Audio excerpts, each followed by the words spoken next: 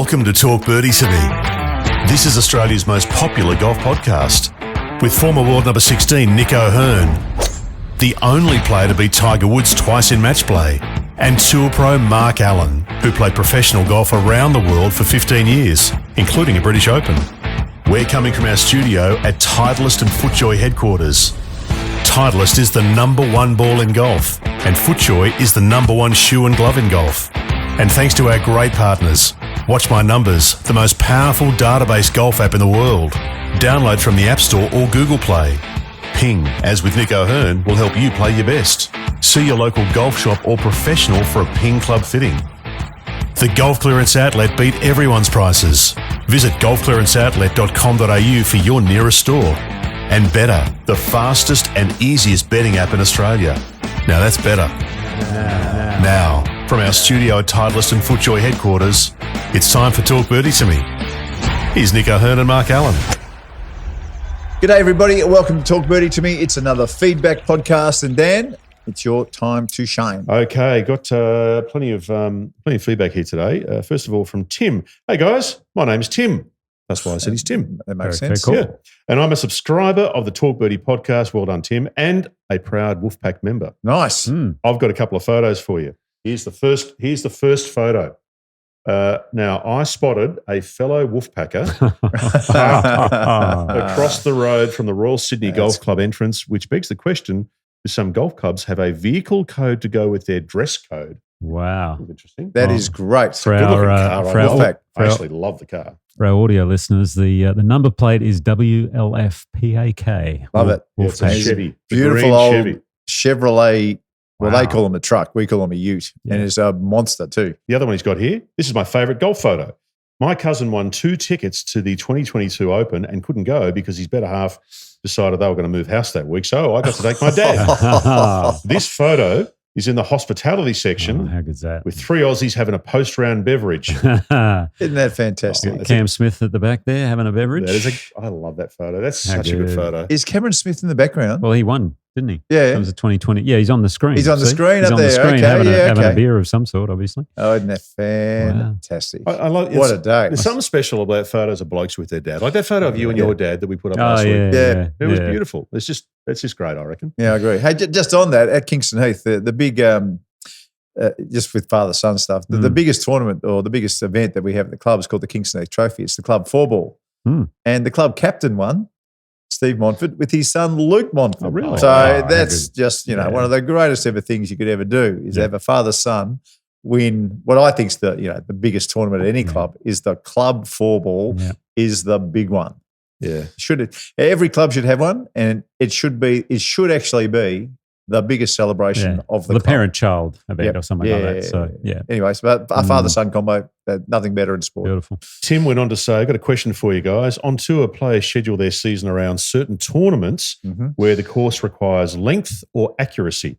Was this the case back in the Persimmon and Metalhead days? Probably even more so, I reckon. Someone like the Shark, who was the greatest driver of a golf ball we've ever seen. He used to only play the bare minimum, like 13 events. There's always a limit. So the PGA Tour back in those days, to make sure that they got the best out of their best players, you had to play 13 events. Greg would only play 13. Seve used to always fight with them. He only wanted to play 8 events. Yeah. Well, they were global players as well because Greg played a lot in Europe and down here. So he'd pick his 13 events that would suit him the most. Fair call. Without any doubt in the world. I know whenever I saw Hilton Head, Colonial, Memorial on the schedule, I was putting my name down. And when I saw Bay Hill, although that was local, but places like where you needed a lot of length and it was a bit of a gouge fest, no thank you. Yeah. So, Speaking of the Shark, hey guys, it's Mark here, coming to you from Royal Mount Isa Golf Club, birthplace of Greg Norman. the Shark. That's right. We're getting very close to our Open Championship. I believe our Open is quite unique in the fact that it is held over 4 straight days, Thursday to Sunday, and there's a rumour going around that we may be the only club in Australia that runs their Open Championship in 4 consecutive days. Do you happen to know if there's any truth to that? Anyway, the course looks great, and everybody's welcome to come up and play. Everyone's welcome. Cheers, Mark. Right. So I imagine it's an open amateur. This is they're talking about? Sorry, at Mount Isa? Yeah. Mount Isa. It's an open amateur tournament where everyone can come and play. And Played there on my Troppo 2 days. did you? the best greens in Queensland. At Mount Isa. Unbelievable how good those greens were. This is back in the mid-90s, by the way. Were they a bent or was it a Queenslander green? It was some sort of a Bermuda? Tough, it must have been a Bermuda type grass, and they were perfect. Pure. It was incredible. Yeah. Okay. And the weird thing I remember that tournament because it was 1996, and I think the final morning we watched Kieren Perkins win the gold medal in the 1500. Yeah. So we're all in the clubhouse watching it as it all unfolded. So that's funny you say. There must have been a tour event on it. I was in an airport watching it. Okay. So you must have only just turned pro. Well, this is Troppo tour. Yeah, so, you must have. This is in 1996, so I was chopping it around. No, I'd missed the cut somewhere, and I was in I think may well have been New Zealand airport with everybody else who'd missed the cut, and we all watched Kieren Perkins from lane 8. It was incredible. Yeah, we're all jumping up and down like losers. And the guy he beat, who? Another Aussie. Oh, do you remember him? He was the favourite. Yes. Oh, come on. Yes. I got you thinking now. No.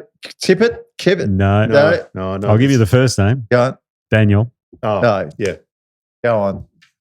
Daniel. I could see Kowalski. Kowalski, well done. And he came second all the time. I just thought I'd test you out there. So, No, good. But Daniel Kowalski was one of those guys. If he wasn't around in that era, he would have been a megastar. He's kind of like the Stuart McGill, with Shane Warne. That's correct. Yeah. Same sort of thing. Brad Hodge without Ricky Ponting. Yeah. Okay, next one here. This is from Matt. Mark Allen with the shark. Number of players. Jeez. He's having fun. Look at him. That's a real drive-by. Well, he's making himself laugh over there. Hell, you're really having a... Couldn't resist, I mean. Well, you could have. No, that's all right. That's all right. I probably deserved it. Okay. G'day, Mark and Nick. This is from Matt, by the way. G'day, Mark and Nick. I'm a late comer to the podcast, but I'm absolutely loving it. Mark. What? Nipple check. No, I was just scratching. Okay. Oh, right. Okay. Dan's onto him now. Yeah, I am. Yeah. Wow. It's peripheral vision. I'm a late comer to the podcast, but absolutely loving it. I've got a question that is related to the question that Scott from Wanaka asked you in EP 139. So Scott's question was about how to stay composed when you've got a great round going. My stumbling block is this. The moment a scorecard is put in front of me on comp day or even in a friendly social match play with mates, I can't play the same way that I do when I'm having a practice round.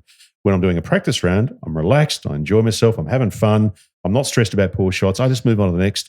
But on comp day, that relaxed attitude disappears. My GA handicap is 12.0. My goal is to get to and maintain single figures. I practice often, I play comp days regularly. I'm probably trying too hard and I'm probably my own worst enemy. But my question is this. Do you have any suggestions as to how I can stop focusing on what score I'm chasing and replicate a practice round mindset on comp day? Kind regards, Matt from Lura in New South Wales. This sounds like he's thinking an awful lot over the ball to me. There's a lot going on There's a lot going on. Yeah.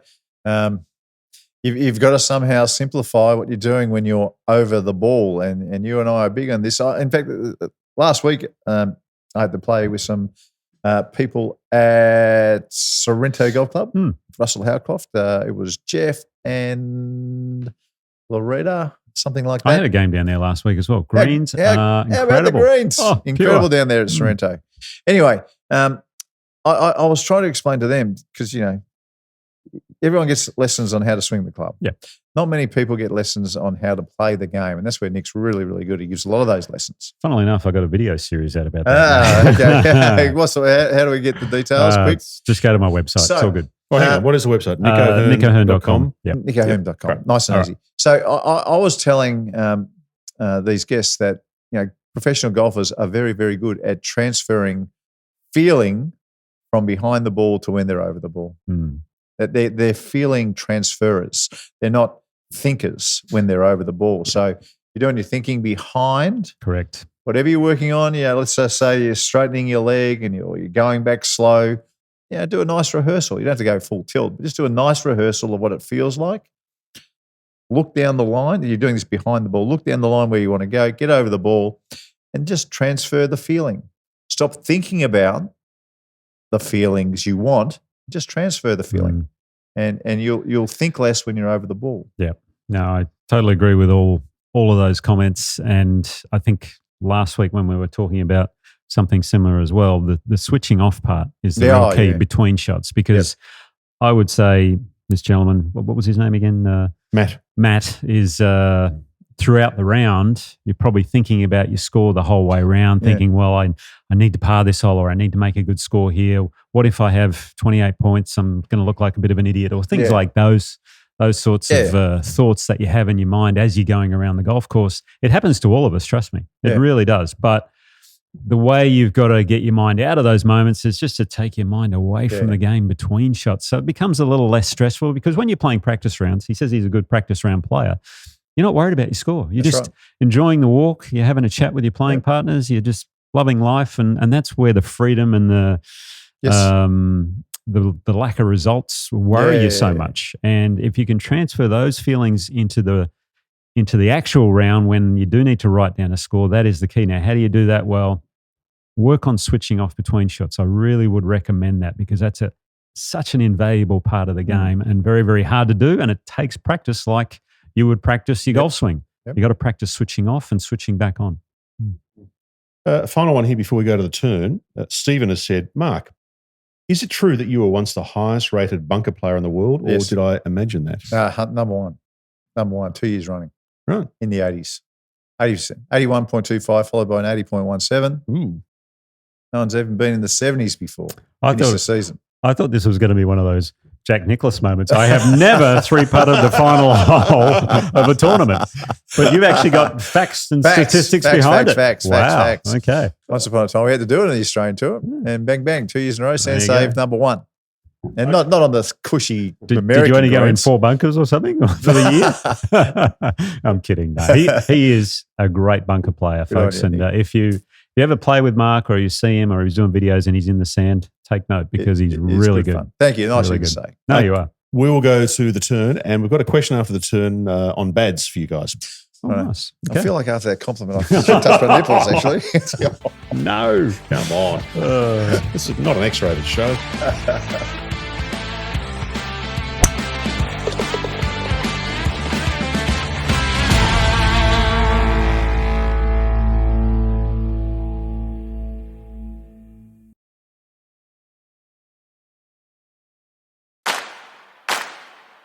We're live from our studio at Titleist and FootJoy headquarters.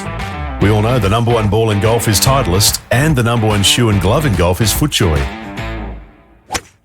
We're here thanks to the Golf Clearance Outlet. They beat everyone's prices. Ping will always help you play your best. Turn your bogeys into birdies with the Watch My Numbers app, and Better, the fastest and easiest betting app in Australia. That's better. Now, back to Talk Birdie-Tome. Here's Nick and Mark. All right, welcome back. How many we got left, Dan? Oh, we've got 3 or 4. We could. We've got hundreds, but we've got 3 or 4. Let's stay here all day. Yeah, why not? Well, we won't do that. This is just a comment, not a question. This is from Adam.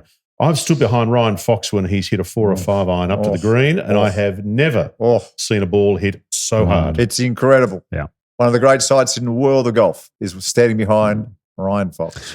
He's a bit like, I think we were talking about maybe in an earlier pod, Retief Goosen. And the power that comes from what doesn't look as though it's being hit that hard, but he almost leans into it. Yeah. And the force and the speed they generate is something to behold. A crusher. Yeah. This one from Jake. Hey guys, love the show. A random thought that I've had regarding Live. With the majority of courses being set up with a cozy, at least for the pros anyway, 1st and 10th hole to help get you started, is there a disadvantage to having to start on one of the tougher holes as your opener in a shotgun situation? Or is it just that you've got to play every hole and it doesn't really matter? This thought only came to me when I was watching Oakmont, which doesn't seem to have too many easy holes, but they're not on 1 or 10. Love your thoughts. A little bit different from when you're playing on the weekend and it's a shotgun start and you jump out of the car and you go straight to the hardest hole on the course without a warm-up. That's a bad hand. But in professional golf, the warm-up's extreme. You're hitting draws and fades. You know exactly what you're going to get. You know if you're heading to the 14th and that's the hardest hole on the course, you already know what you're going to hit off the tee. So I'm going to say no. Okay. At the professional level. Yeah. I'm going to say you're going to get to that hole at some stage and And in a way, if you get it out the way early, it actually might help you around because then you think, well, if that was the hardest hole, I'm okay. Well, now I'm thinking about it. If you actually get off to a really good start and you get to the tough hole, then you're already playing well, and maybe it just transfers over. But maybe this is all about your first hole. So I don't think so. I think with a professional warm up, I think they're ready to go. I think that would be a good. Like, what's the toughest? One of the toughest opening holes in tournament golf. I think was it Murfield? I haven't played Murfield. Is that a tough opening hole? I'm going to say the Australian when it's a par 4. Yes, correct. That is a really tough opening hole in this country. Even the first of the lakes when the wind's wind's coming in off the right. Yeah, so we need very to do a top difficult 5 hardest opening holes. Oh yeah, that's a good one. Because the thing I love about courses like Royal Melbourne, I'm going to do for example, is he's going to do one live as we go. Yeah. Is it just? It's a nice little handshake as you're walking, down the first hole. It just sort of welcomes you. And then after that, it obviously gets progressively harder. So, all right, so I've got number 1. Okay. This is the toughest stuff that's in Australia. The lake's off the new tee. It's so far back. It is brutal. I haven't been to the new tee. Okay. Oh, mate, it's so far. It's back around near the 10th tee. Really? Yeah. Okay, wow. I remember playing an Australian Open there with the wind coming in and I'm thinking, I can't get over the water. And it's really narrow up that right side. That's right. It's tough. So Lakes is my tough hole. There's the toughest hole in Australian golf. I'm going to put the Australian there at number 2. When it's a par 4. When it's a par 4. It's normally a par 5 for the members. That is right. Okay. I'm going to go retrospective.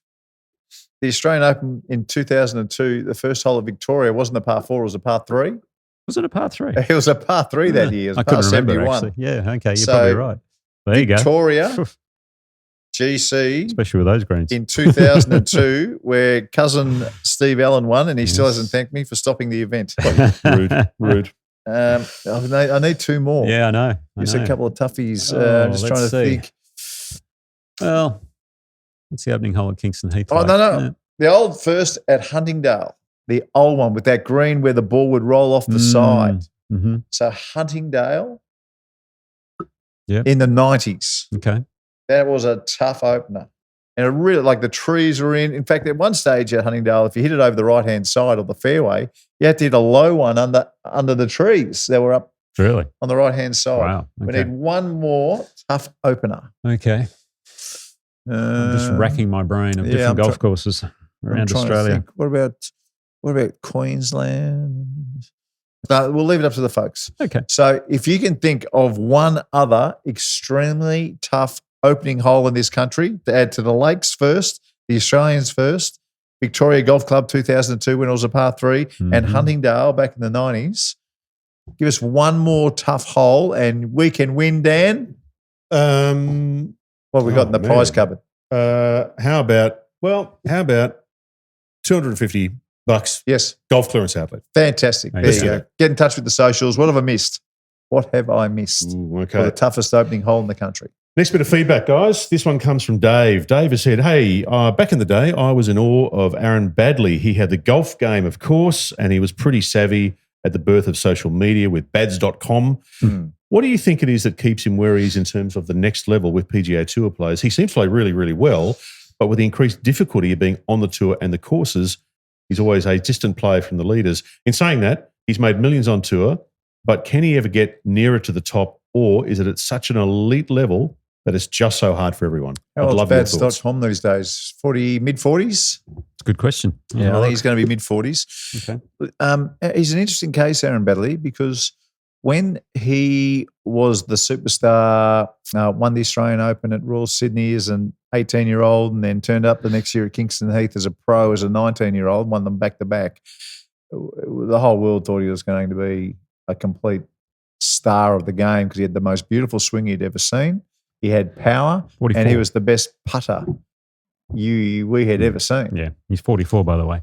But unfortunately, when Dale Lynch didn't go across to America and he did, I think he started tinkering with that beautiful swing of his, and it just never got back to where it was. I think he's still got an elite short game, still one of the best putters around, but the swing comes and goes, I guess you could say, depending on what he's working on at the time. If he, again, you look back at certain players and you go, if they'd have just stuck with, I mean, the quintessential one is if Tiger Woods had have just stuck with Butch, what would have happened? He would have And won I think 25 majors. the other one is Aaron Baddeley. If he'd have just stuck with Dale Lynch, what would have happened? Yeah. Because he went down the David Ledbetter path. He went down the stack and tilt path. He was hitting his 4-iron this high. Oh, yeah. It was, if you're listening in the car, hold my hand up. Yeah. He was hitting these low, rotten shots off the front foot. It was horrible. So I think it's, I think he tried striking over the I years. think he tried to perfect a game that is unperfectable. Unperfectable. Is that a word? It is now. It's a word at Talk Birdie to me, folks. We'll go with it. It is unperfectable, this game. I don't know. Imperfect. Anyway. Well, we'll go with it. Imperfect. Now, another comment here. This is another David, different David. He said, "G'day, guys. Love the pod. I've just been watching the Apple TV show Stick, starring Owen Wilson. Now, what episode are you guys up to?" I'm only up to 2. I've watched 2 episodes. I'm waiting to go to 3. I'm up to 3. I'm up to episode 1. I still haven't watched it. Are you one and done? Well, my wife watched it, the first couple, and she said, okay. Okay. So I know that hasn't inspired me to watch it. So. Right. It's cheesy. You know what I am watching at the moment, which is fantastic. Slow Horses.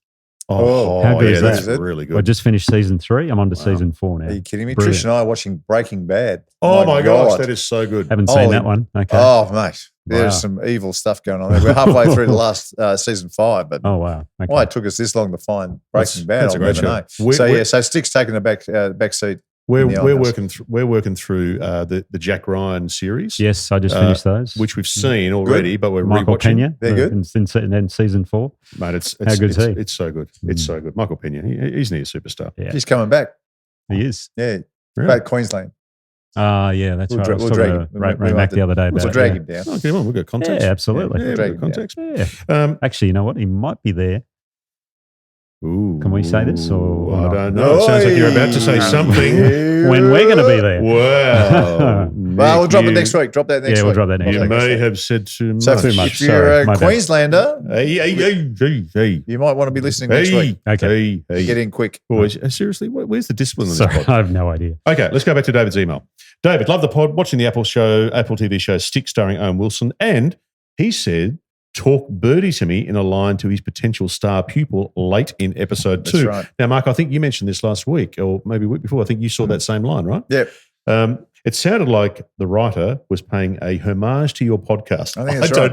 I don't think I do. I think that's right. I don't think that's right. I think that's accurate. Okay. There's no how. Sounds accurate. So if you're wondering, by the way, when we were looking at names for our podcast, because the name it's so important. It is. I just Googled funny golf T-shirts is what I saw the name on a funny golf T-shirt, Talk Birdie to me, and I saw a lot of unfunny stuff. Yes. But when we put 5 names down, I mean, there was just nowhere else we were going than Talk Birdie to me. Yeah. So that's where we didn't think of it. We plagiarised like we do with most everything on this show. All I know is whenever I say the name to someone, the pod, they have a little chuckle, which is always good. Well, that's what it's supposed to do. So David said, "I don't know if that is the case or not, that he's an homage to you, but I think you should claim it nonetheless." Yes. Keep up the great work, and thank you, Nick, from a fellow lefty. Yes, beautiful. We're the king of claim. Yeah, we're claiming it. Now, I reckon we might finish on a video that was sent in by Valerie.